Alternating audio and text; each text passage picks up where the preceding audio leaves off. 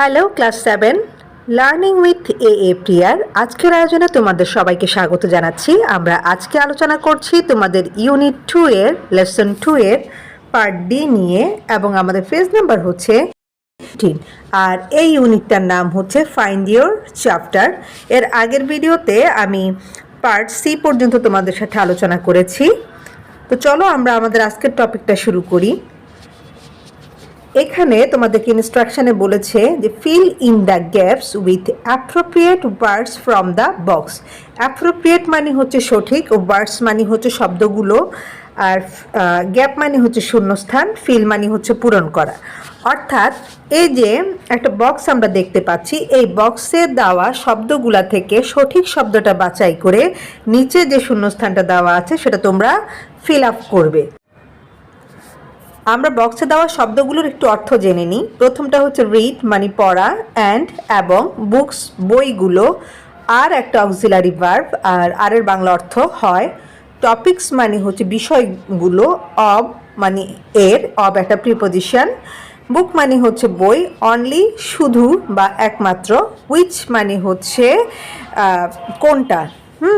আর এখানে হুইচ মানে কোনটা না হয়ে এটা হচ্ছে রিলেটিভ প্রোনাউন হিসেবে ব্যবহৃত হয়েছে, সেজন্য এটার অর্থ হবে যে। আর ইজও একটা অক্সিলারি ভার্ব এবং ইজের অর্থ হচ্ছে হয়।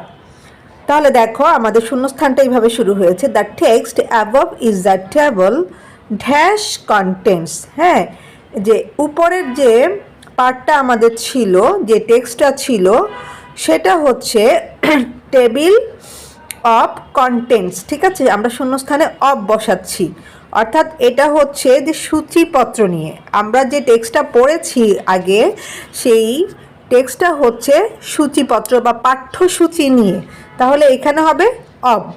এরপর দেখো, it shows what subjects dash there in a book, journal, magazine or in a research paper. Shows মানে হচ্ছে দেখানো।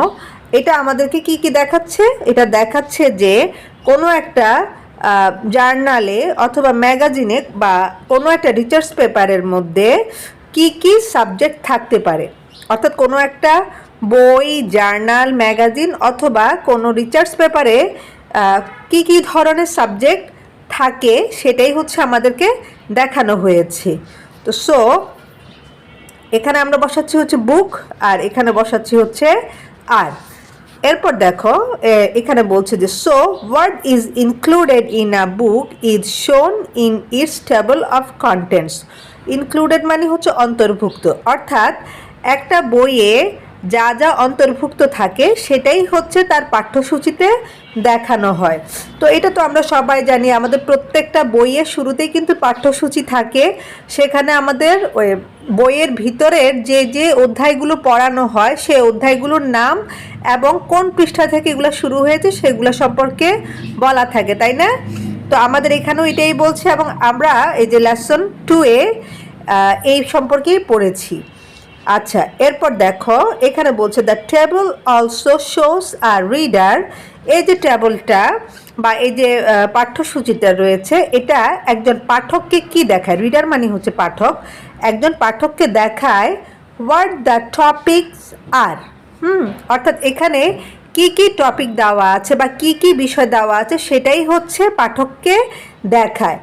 হু দ্য রাইটার্স আর, এবং এই যে টপিকগুলা সেগুলা লেখক কারা, and which page our reader should open to read, এবং যে যে পৃষ্ঠাগুলো বা কোন পৃষ্ঠা পাঠককে খুলতে হবে পড়ার জন্য সেটাই হচ্ছে বুঝায়। হ্যাঁ, তাহলে দেখো আমরা যদি আবার লাইনটা পড়ি তাহলে কেমন হয় অর্থটা? The table also shows our reader what the topics are, who the writers are, and which page a reader should open to read a particular topic. Particular মানে হচ্ছে নির্দিষ্ট। হ্যাঁ, অর্থাৎ এই যে টেবলটা, এটা একজন পাঠককে কি কি দেখায়? এটা একজন পাঠককে দেখায় যে এখানে কি কি সাবজেক্ট বা কি কি বিষয় দেওয়া আছে, এই বিষয়গুলো লেখককে এবং ওই নির্দিষ্ট টপিকটা পড়ার জন্য পাঠককে কোন পৃষ্ঠাটা খুলতে হবে। হ্যাঁ, এরপর দেখো সামটাইমস ইন সাম বুকস মানে মাঝে মাঝে কিছু বইয়ে, ইন সাম তাহলে এখানে হবে বুকস। মাঝে মাঝে কিছু বইয়ের topics are organised first in units and then in lessons. হ্যাঁ, মাঝে মাঝে কি হয়, কিছু বইয়ের যে টপিকগুলো বা বিষয়গুলো থাকে সেগুলো হচ্ছে প্রথমত ইউনিটে বিভক্ত করা হয়, তারপর সেখান থেকে লেসনে বিভক্ত করা হয়, যেরকম আমাদের বইটা, তাই না? এটা দেখো, আমাদের কিন্তু প্রত্যেকটাতে প্রথমে ইউনিট দেওয়া থাকে। হ্যাঁ, যেমন আমরা হচ্ছে ইউনিট 2 এর কত নাম্বার লেসন করছি, লেসন 2 পড়ছি, তাই না? তো এখন এক এক বই কিন্তু এক একভাবে লেখা হয়। এখানে হচ্ছে কি আমাদের আমাদের যে ইংলিশ বইটা সেটা হচ্ছে ইউনিটে প্রথম বিভক্ত করা হয়েছে, তারপর হচ্ছে লেসনে। কিন্তু সব ক্লাসের বই আবার এরকম না। আবার ধরো ক্লাস 6-এর যে ইংলিশ বইটা আছে সেটা কিন্তু এরকম ইউনিট এবং লেসনে কিন্তু ভাগ করা না। তোমরা একটু খেয়াল করলেই দেখতে পাবে।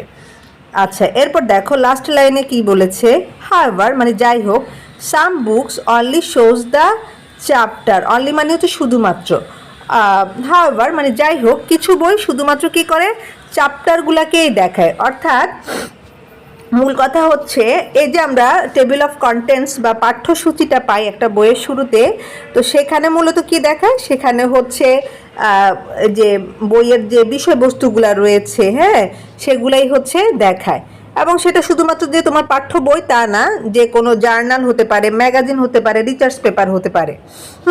তারপরে হচ্ছে, এবং এই টেবিল অফ কন্টেন্টস থেকে আমরা কি করতে পারি, পাঠকরা তার টপিক সম্পর্কে ধারণা পেতে পারি, তারপরে কোন রাইটাররা এটা লিখেছে, বিষয়গুলো লিখেছে সেটা সম্পর্কে ধারণা পাবো, এবং মানে কোন পেজ থেকে রিডাররা এটা শুরু করেছে বা পড়া শুরু করবে সেটা সম্পর্কে আমরা ধারণা পাবো।